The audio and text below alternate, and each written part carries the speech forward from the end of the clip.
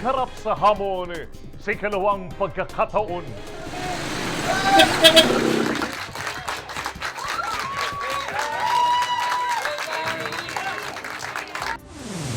Kilalang boses sa radyo, telebisyon, on-air sa politika ngayon. Almost 11 to 12 years mula nung ako ay tumakbo, masasabi kong hinug na po ang inyong abang lingkod.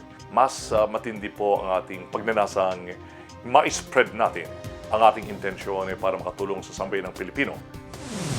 Ang udyat ng pagtanggap ng panibagong hamon ng inyong abang lingkod sa pagsisilbi sa bayan.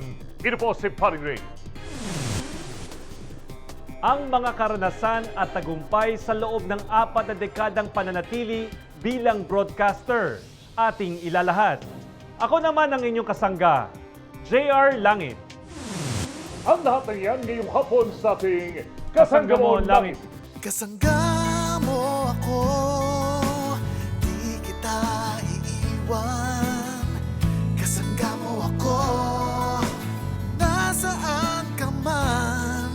Kasangga mo ako, sa bawat saglit. Kakayaning lahat dahil kasangga mo ang langit.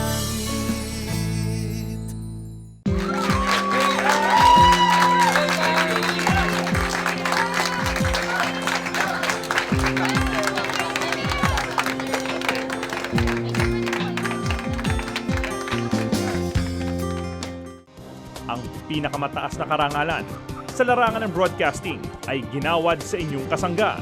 This year's Cadroy Broadcaster of the Year awardee, my father, Paring Ray Langit. May tuturing na isa sa mahalagang pangyayari sa buhay ni Numan ang makatanggap ng pinakamataas na pagkilala sa naging kontribusyon sa kani-kanyang larangan. Mapalad ang inyong abang lingkod na sa loob ng 4 na dekada bilang mamamahayag ay nabigyan ako ng pagkakataong makamit ang ganitong karangalan. Ngunit bago ko pa man makamit ang karangalang ito, ay marami ng pagkilala ang ginawan sa inyong abang lingkod ng mga taong lumipas. Ilan na rito ang Best in Public Service Award, Journalist of the Year Award, 5 magkakasunod na taong pagkakatanghal sa KBP bilang Best KBP Chapter sa ilalim ng aking pamamahala. Iba't ibang parangalang nakamtan, bagamat isa lang ang sentro ng pagkilala. Ito ang ating naging ambag sa ating paglilingkod sa bayan. Dekada 60 nang pasukin ko ang larangan ng pamamahayag. Sa pagsasayang papuwi ng aking boses, ay tumatak na sa mga tagapakinig. Ipinanganak ang bansag na Paring Ray. Sa kasagsagan ng EDSA 1 Revolusyon, sumaing papawid ang mga katagang People Power sa pamagitan ng aking programa sa DZRH noong 1970s. Sinisigaw ko na ang mga katagang palatuntunang walang kinatatakutan sapagkat ang pangahas nito'y kapangyarihan nagmumula sa mamamayan. People Power! Hanggang Pebrero ng taong 1986. Marami na rin sa ating mga kababayang OFWs ang natulungan ng programang To Saudi with Love. Ang kauna-unang programa sa radyo na nagbibigay ng pagpapahalaga sa mga manggagawang Pinoy sa ibayong dagat at sa mga pamilyang iniwanan sa Pilipinas. Dahil sa tagumpay nito, hanggang sa kasalukuyan ay buhay pa rin ang konsepto nito sa pamagitan ng ating programa sa telebisyon na Biyaheng Langit. Ito po si Paring Ray Langit mula po rito sa White House sa Washington, D.C., USA. Dahil sa pagmamahal sa trabaho, hindi lamang sa radyo na mayagpag ang aking career. Taong 1988, kasama aking namayapang anak na si Racer, nabuo ang ating programang Kasangga Mong Langit. Dahil dito, ay mas lumawak ang ating karanasan sa pagpapabot ng ating kamay sa mga kapuspalad nating mga kababayan. Nanguna rin ang inyong abang lingkod na nagkaroon ng pagkakataon na makaharap at makapanayam ang 5 mga presidente ng iba't ibang mga bansa. Kabilang narito ang kasalukuyang Pangulo ng Estados Unidos na si Barack Obama.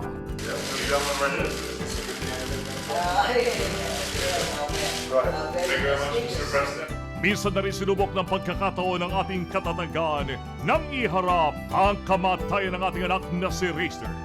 Ngunit muling bumangon upang ipagpatuloy ang kanyang adhikaing iniwan. Ito na rin ang dahilan kung bakit ang boses na tumatak sa himpapawid sa loob ng 4 na dekada ay patuloy pa rin naririnig hanggang sa kasalukuyan. Ang pagbubukas ng pinto sa mas malawak na paraan ng pag-aabot sa mga nangangailangang kababayan. Muling papasukin ng kasangga nating si Paring Ray.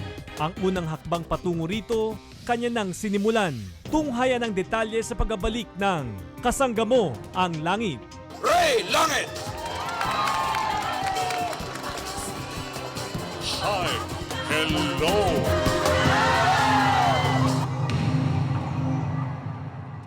Kasangga mo ako, di kita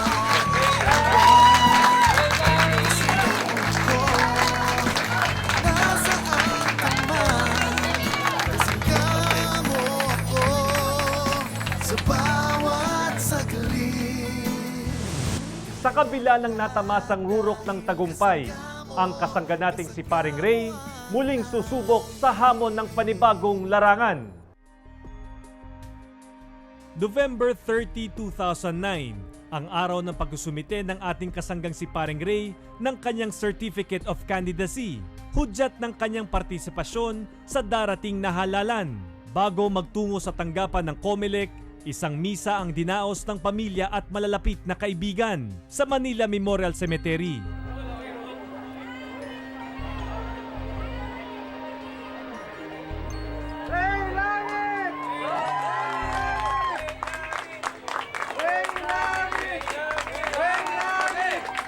Matatandaan na hindi ito ang unang pagkakataon na sumabak sa mundo ng politika ang ating kasangga. Taong 1998 nang una niya itong subukan.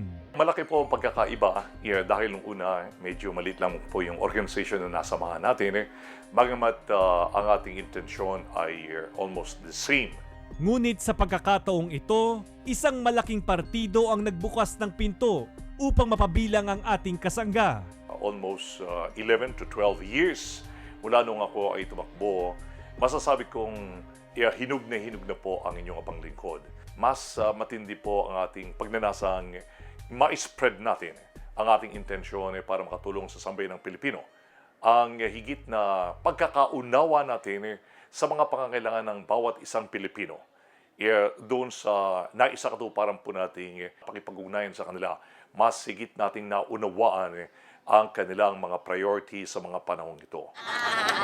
Kanina ka palagi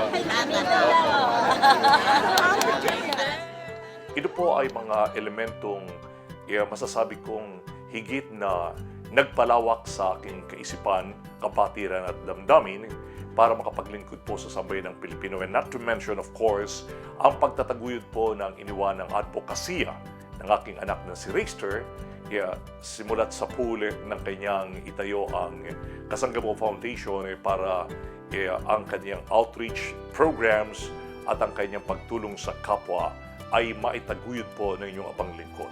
Ray Langit! Ray Langit!